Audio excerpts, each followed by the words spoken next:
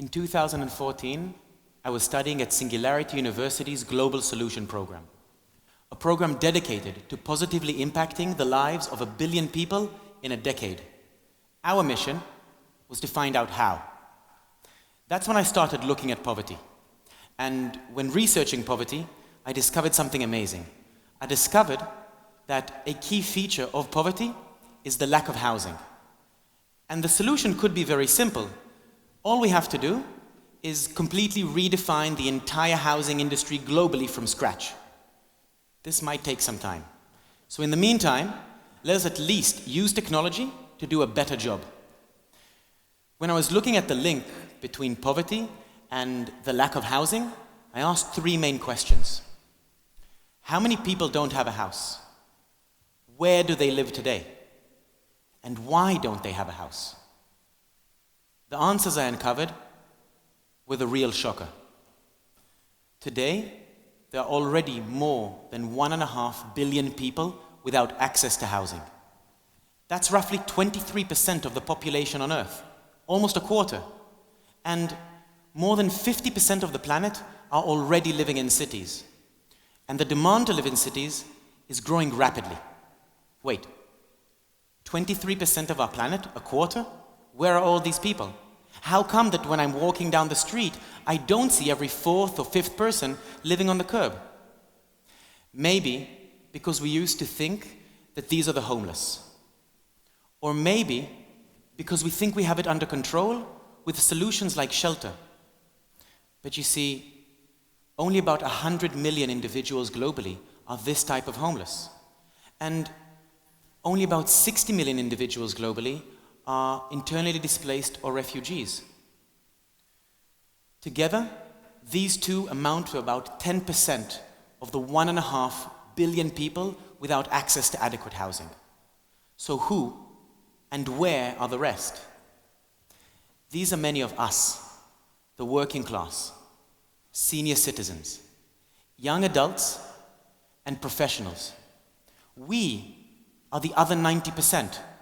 And while we might not be living directly on the street but in buildings, in many cases these buildings are dilapidated, broken or unsafe, or living in overcrowded quarters, or having to commute multiple hours a day to work or school, or simply paying more than 30% of your income on housing. I call this entire group the houseless. To be houseless means lack of access to adequate, affordable, and desirable housing. The houseless are vulnerable, invisible. Individuals living in inadequate housing are 7 times more likely to drop out of high school. They're twice as likely to experience violent crime and are at a much higher risk for both cardiovascular and respiratory conditions, among other severe health issues. So why? Why are so many of us houseless? This turned out to be a 2-sided coin. On the one side, this population is clearly not making enough money to afford adequate housing. But on the other side, the way in which we build homes today is not affordable for a quarter of the planet. I decided to focus on the second. How to create affordable housing. Where are the market failures? Let's look at a different industry for a second. Cars. 100 years ago, cars were made like this. Today, they're manufactured like this. Using sophisticated machines and robots with very little manpower, the car has gone from a rich man's novelty to a mass-produced product available to almost anyone. And homes? 100 years ago, homes were built like this. And today, they're still built like this. Not much has changed. You see, when you think about it, the brick, for example, the brick was created for the human hand, to be easily carried and manipulated. The brick was invented 9,000 years ago, but it's still commonly used today, and not because it's the best way to build. So that's when I started thinking, if robots are building cars, And I know a thing or two about robots. I've been researching them since I was 15, building little firefighting ones. And that's when it came together. Why not let robots build homes? It makes sense. Robots will always outperform humans on tasks that are repetitive and demand high precision. And building is exactly this. Repetitive tasks that mandate high precision. Once I realized that it makes sense to build homes with robots, my next question was, which? Which machines are best suited to build homes? So I started looking, searching for the cutting edge of the building industry. I found machines like this, and I visited buildings like this. And when searching the fringes for the most innovative solutions, I saw 3D printers for concrete, and bridges, and even robots that span more than 500 meters across. Now some of you might be thinking, that's fantastic. Just create a new machine dedicated to build affordable housing. Not that simple. To design a new machine from scratch costs a lot of money and takes a lot of time. So it seemed that the only way to introduce robotics into affordable construction would be to utilize existing technologies. And that's exactly what we're doing. In our lab, we're designing robots to build homes, faster and cheaper. Our goal, to save at least 60% of the costs of construction. We're taking existing machines like cranes, and with the help of sensors and artificial intelligence, turning these into robots. In the future, a construction site will look like a ballet of robots, bringing a structure to life. The materials, sustainable. Design and complexity, endless. Even our pipes will self-heal so we don't have leaks anymore.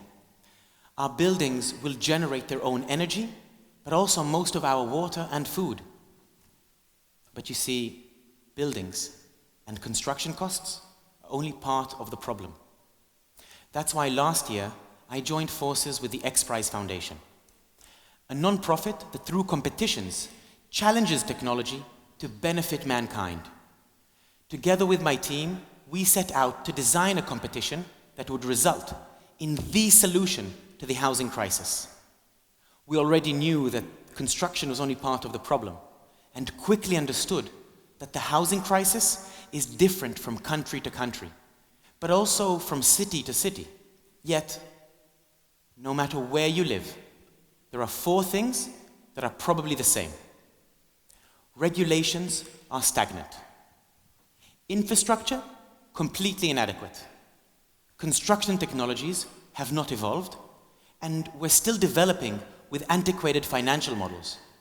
In short, we're operating on ignorance. So after 6 months of dedicated research, we came up with the Future of Housing Roadmap, a series of competitions that would inspire municipalities to rethink regulations that define what, where, and how we build. Inspire the innovators to create self-sufficient infrastructure, and even turning to biology to synthetically grow buildings that would actually make us healthier.